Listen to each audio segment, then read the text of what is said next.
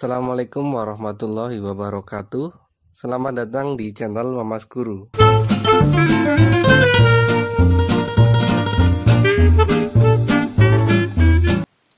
Pada video kali ini, saya akan membahas tuntas mengenai pembahasan penyelesaian soal-soal logaritma yang menggunakan operasi penjumlahan dan pengurangan. Jadi, dua operasi ini merupakan operasi dasar pada perhitungan logaritma ya, menggunakan sifat-sifat logaritma, yaitu nanti kita akan menggunakan dua sifat. Yang pertama adalah sifat penjumlahan. Jadi ketika ada A log B dijumlah dengan A log C, maka hasilnya adalah A log B dikalikan C. Selanjutnya kita gunakan sifat yang kedua yang merupakan kebalikan ya dari sifat yang pertama ini, yaitu ketika di sini penjumlahan nanti operasinya menjadi bentuk perkalian, maka ketika kita menggunakan pengurangan, tentu bentuk di sininya ya kebalikan dari perkalian ya, yaitu pembagian B per C. Jadi dua sifat ini ibaratnya sifat yang satu paket ya, karena hanya tinggal membalik. Artinya kalau di sini penjumlahan operasinya bisa dijadikan satu dengan perkalian, otomatis sebaliknya pun begitu ya. Kalau dibalik, penjumlahan dibalik jadi pengurangan, tentu yang tadinya perkalian menjadi pembagian ya. Ini dua sifat dasar pada logaritma. Dan yang paling penting di sini yang perlu diperhatikan adalah di sini hanya berlaku kalau basisnya sama ya. Jadi di sini bilangan yang di atas seperti ini, yang kecil ya, seperti pangkat, itu namanya basis. Dan sifat ini tentu hanya berlaku kalau basisnya sama ya. Sehingga kalau misalkan kita menjumpai pengurangan atau penjumlahan dengan basis yang berbeda, tentu harus disamakan dulu, atau kalau memang tidak bisa sama ya harus dihitung satu per satu. Oke ya, kita langsung mencoba untuk soal yang pertama. Di sini basisnya sama, yaitu 2.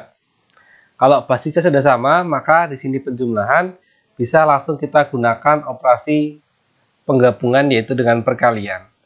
Secara umum, mungkin kalau kalian melihat bentuk ini 2 log 8 ditambah 2 log 4, ini bisa dihitung masing-masing ya. Kita tahu 2 log 8 nilainya adalah 3 ya.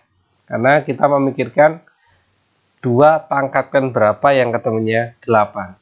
Sehingga kalau yang 2 log 8 itu 3, 2 log 4 otomatis adalah 2. Sehingga kalau kita hitung secara manual, ini kita peroleh 3 tambah 2, 5. Tapi kalau kita mau menggunakan sifat, berarti nanti prosedurnya menjadi 2 log. Nah, di sini ya, karena penjumlahan jadi operasi perkalian, yaitu 8 kali 4. 2 log 8 kali 4 berarti 32. 2 log 32. Artinya cukup dipikirkan 2 pangkatkan berapa agar menghasilkan 32. Tentu dipangkatkan 5 ya. Jadi otomatis hasil harus sama. Nah, dari satu contoh yang pertama ini, biasanya kebanyakan siswa akan menyimpulkan, oh kalau menggunakan sifat ternyata hasilnya sama saja, kenapa saya harus menggunakan sifat? Toh menggunakan menghitung satu per satu ini hasilnya lebih cepat. Betul untuk soal nomor 1. Tapi kalau nanti kita ketemu dengan soal yang seperti nomor 2, di mana kita tidak tahu nilai masing-masing dari 3 log 45, ya, 3 pangkatkan berapa yang ketemunya 45. Ini hanya bisa menggunakan kalkulator, ya, atau alat bantu hitung. 3 log 5 pun begitu.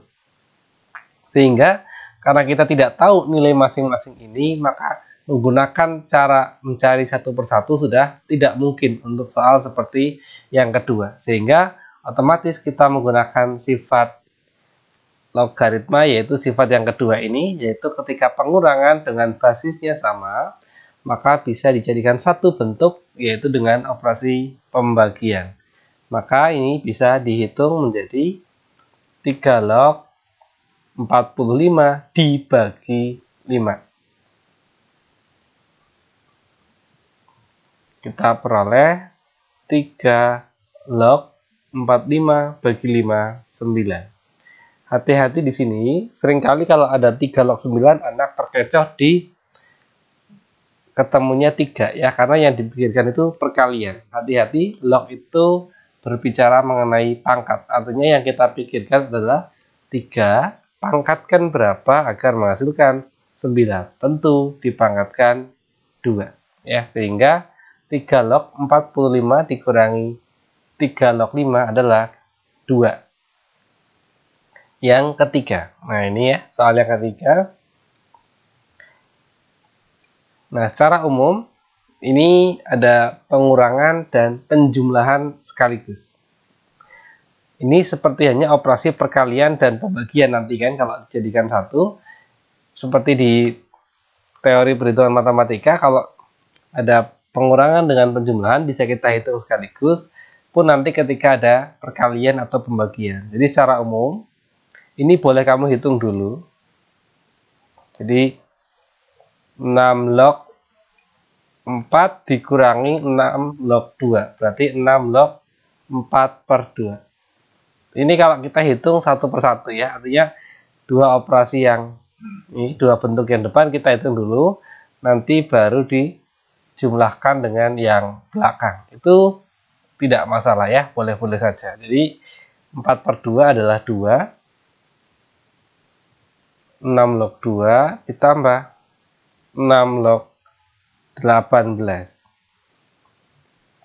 Ini karena di sini tambah ya dengan basis sama bisa diubah jadi bentuk perkalian, yaitu 2 kali 18. 2 kali 18, maka kita peroleh 36. 6 log 36. 6 pangkatkan berapa yang menghasilkan 36? Tentu dipangkatkan 2 ya. Maka hasil akhir operasi dari soal yang nomor 3 adalah 2. Nah, kemudian kalau kita mau menggunakan cara yang lebih efektif adalah seperti tadi, karena ini penjumlahan dengan pengurangan bisa dijadikan satu bentuk sekaligus, yaitu karena basisnya juga sama semua, yaitu 6 log, berarti bisa dijadikan satu bentuk 6 log. Yang penting gunakan teori dasarnya.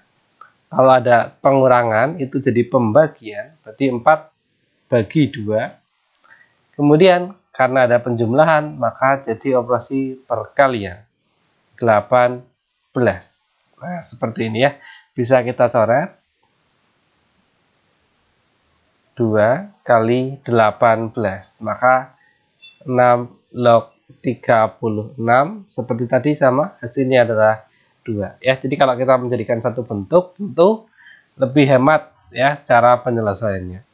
Nah, begitulah cara pengerjaan untuk soal-soal bentuk logaritma di mana basisnya sama ya dengan operasi penjumlahan dan pengurangan. Untuk yang basis beda dan operasi yang lainnya akan saya jelaskan di video selanjutnya.